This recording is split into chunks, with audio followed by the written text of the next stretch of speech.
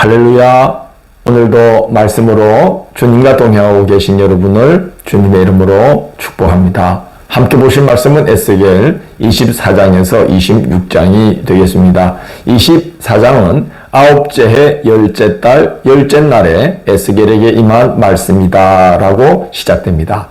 그때 본토 상황은 시드기야 왕 제9년째니까 예루살렘이 바벨론에 의해 포위되기 직전입니다. 2절을 보면 바벨론 왕이 오늘 예루살렘에 가까이 왔느니라 그렇게 말씀합니다. 포위된 예루살렘 성읍의 처지를 하나님은 어떻게 비유하시냐 하면 불 위에 올려져서 막 끓고 있는 가마다 그렇게 비유를 하십니다. 그리고 성읍 주민들은 각을 떠서 가마솥에 빼곡히 차곡차곡 넣어놓은 고기다 그렇게 비유를 합니다. 그래서 뼈가 무르도록 삶은 후에 제비 뽑을 것도 없이 그 덩이를 그냥 하나하나 다 꺼낼 것이다 그렇게 말씀합니다. 전에 고관들이 이 성읍은 가마가 되고 우리는 고기가 되리라 하면서 예루살렘은 가마솥처럼 안전하고 백성들은 무쇠솥 안에 보관된 고기처럼 안전할 거라고 장담했던 것과는 달리 성읍과 백성들 모두 불심판의 불가마에 던져진 처지가 된다는 뜻입니다. 그런데 이스라엘의 죄가 얼마나 참 크고 뿌리가 깊은지 녹슨 가마다 그렇게 말씀합니다. 가마 속에 국물이 다 쫄고 또 뼈가 타도록 솥을 달고도 그 속에 끼어있던 녹이 제거되지 않을 정도로 이스라엘의 죄는 크고 중하다는 것이죠. 하나님은 녹이 떨어져 나가기까지 분노의 불을 더할 것이라고 경고하십니다. 그리고 하나님께서 에스겔에게 네 눈에 기뻐하는 것을 쳐서 빼앗을 것이다 라고 말씀하셨는데 그날 저녁에 에스겔의 아내가 갑자기 죽습니다.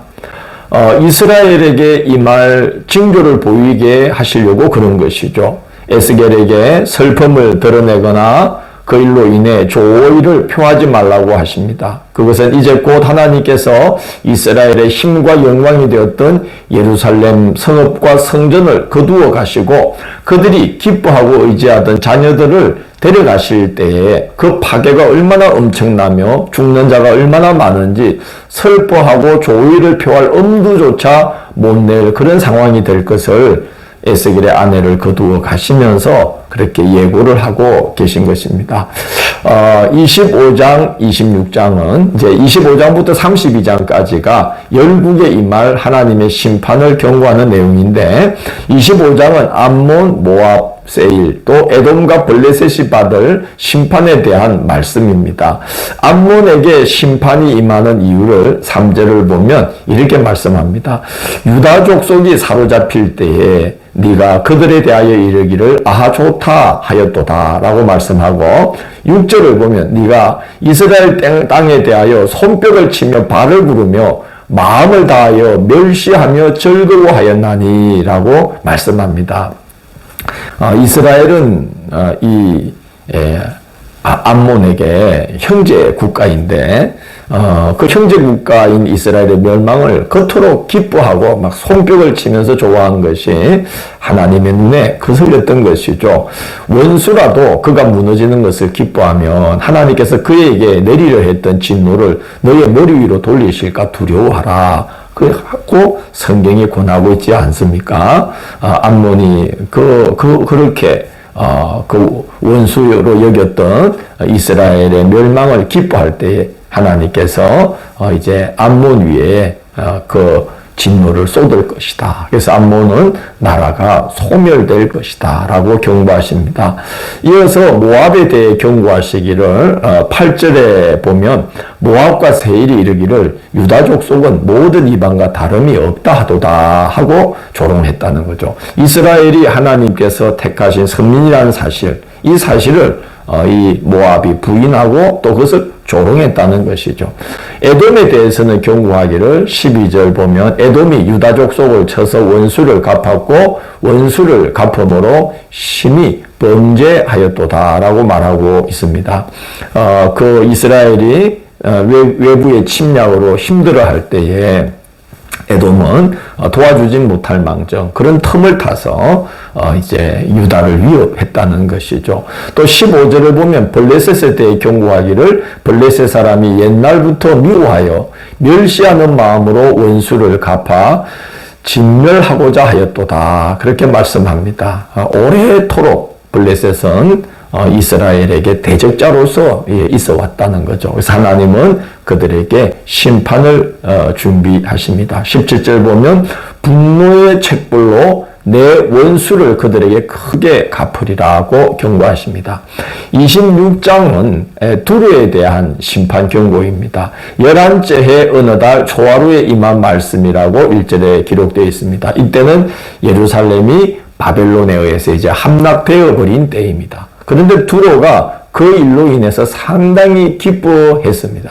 2절을 보면 하나님께서 두로의 태도를 못마땅하게 여기시면서 이렇게 고발을 하십니다. 아하, 만민의 문이 깨어져 내게로 돌아왔도다. 그가 황폐하였으니 내가 충만함을 얻으리라 하였도다. 그렇게 고발을 하십니다.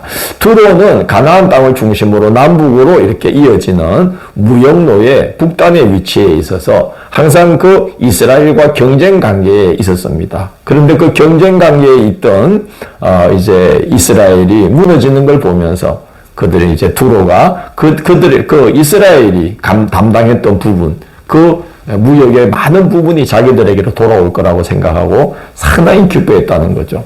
하나님은 바벨론의 느부갓네살 왕으로 하여금 대군을 이끌고 두로를 침략하여 초토화시킬 거라고 말씀하십니다. 그 일이 있은 후로 두로는 화려하게 번성했던 도시국가로서의 면모는 다 사라져버리고 어부들이 그물을 치고 그물을 말리는 한적한 해변이 되고 다시는 성읍이 건축되지 못하여서 사람이 거주하는 곳이 되지 못할 것이다 라고 경고하십니다. 이스라엘은 하나님을 잘 섬기는 본을 보여서 주변 나라들로 하여금 하나님을 믿어서 구원받게 하는 사명을 띠고 가나안 땅으로 이렇게 들어가게 되었는데 그 사명을 감당치 못하고 또 하나님이 끊임없이 감당하라고 권고하셔도 외면하고 거부함으로 말미암아 자신은 물론 주변 나라들도 그 하나님의 큰 심판 아래 놓이게 하는 그런 과오를 범하고 말았던 것이죠. 우리 그리스도인들도 같은 사명을 받지 않았겠습니까? 하나님 잘 섬기며 예수 그리스도의 본을 받아서 그 본을 주위에 끼쳐서 그들도 감화받아서 하나님을 믿고 예수님을 만남으로 구원받은 삶을 살게 하려는 것이 우리를 이 신앙의 길로 부르신 하나님의 뜻입니다. 그래서 우리가 그 사명을 잘 생각하고 깨닫고 또 잘 감당하면서 살아가야 되겠습니다. 내일 9월 4일 토요일은 에스겔 27장에서 29장을 네 마음이 교만하였도다 라는 제목으로 살펴보겠습니다. 오늘도 함께해 주셔서 감사합니다. 주님, 이스라엘이 하나님께서 주신 바 그 사명을 깨닫지 못하고 망각하고 또 그 사명을 거부함으로 말미암아 그들 자신이 먼저 큰 심판 아래 놓이게 되고 또 그들과 더불어 주변 나라들도 하나님의 큰 심판을 직면케 하는 모습을 저희가 봅니다. 주님, 저희들은 사람들이 하나님을 믿어 구원받게 하는데 쓰임받는 그런 복되고 귀한 도구들이 되도록 인도하여 주옵소서. 예수님 이름으로 기도드립니다. 아멘.